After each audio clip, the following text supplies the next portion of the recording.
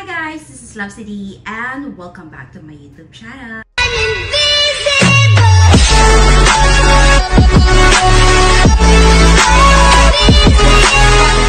Alright, so today, another review tayo, another product review tayo.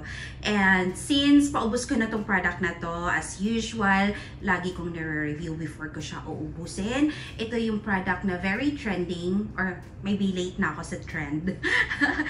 But it's better late than never, diba? So, ang product na i-review ko is itong Anwa Niacinamide 10% plus TXA 4% serum. So, lagi ko itong nakikita sa TikTok, sa Reels, and nakakainganyo siya kasi pink na pink yung color. Ayan, matagal siyang maubos in fairness. Amoy, wala siyang amoy. Like, literally, wala siyang amoy. Konting-konti na lang talaga. Ayan, mag-a-apply tayo. Ganito yung texture niya sa skin. Ayan, very watery. Kita mo yun? Ayan. See? Ganun lang. Tapos, mag-a-absorb na siya directly to the skin. Ayan. Ginagawa ko to before bed, before tayo matulog, after shower. Ayan, nabilis.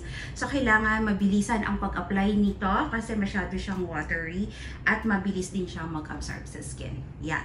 So, eto na siya. First impression, kasi kulay pink. Ang iniisip ko, pagising ko sa umaga, magpipink-pink din yung skin ko. Nangarap lang pala ako, guys. Hindi pala siya ganoon. I don't know if masyado siyang matapang for my skin. Kasi kinabukasan, pagising ko, medyo nag-dark yung mukha ko. So, baka masyado siyang matapang for my skin type. Oily skin type po ako. Again, disclaimer, magkaiba tayo ng balat. So, maybe iba din yung effect niya sa inyo.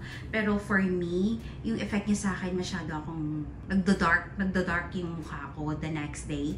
So, sabi ko, sayang naman kung i-stop ko. So, talagang inubos ko yung isang bottle to see if meron siya talagang improvement. But unfortunately, for this product, I think for me nagiging overrated lang ito sa mga Reels and TikTok and any social media platform. But for me, unfortunately, hindi siya nag-work as it was being advertised. So this is 30 ml or 1.01 ounce.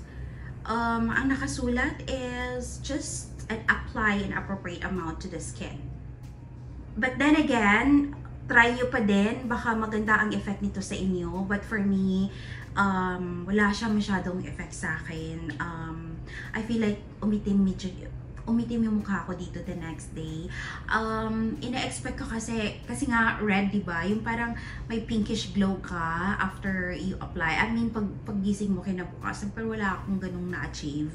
So, but then, again, try nyo pa din. Wala siyang amoy. Medyo malagkit siya for me. At saka medyo matagal siya mag-absorb. Siguro kailangan ko ng fan para mag-dry up siya agad. So, alam niyo naman yung aking struggle is yung mga pigmentation natin dyan. So, naghahanap talaga tayo ng product na medyo maglalighten lang yung pigmentation natin. So, hindi na ako bibili pa ng another bottle. Kasi I guess tama na itong 30 ml. And, for a brief lang na description nitong Anwa Niacinamide, alam niyo naman yung pag niacinamide is nakaka-help siya to lighten the skin, diba? Tapos yung sa pores din, nako-close niya. Hindi naman nako-close, nami-minimize at least. But for me, wala akong nakita.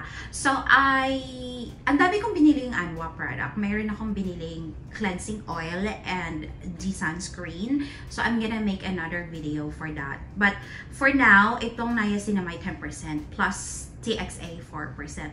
Hindi siya nag-work in my skin. But again, as disclaimer, pwede nyo pa din i-try. Baka mag-work ito sa inyo. Baka magkaroon kayo ng pinkish glow skin the next day na hindi ko na-achieve on my skin. So, baka sa inyo, baka sa inyo mag-effect, o, diba? Try nyo.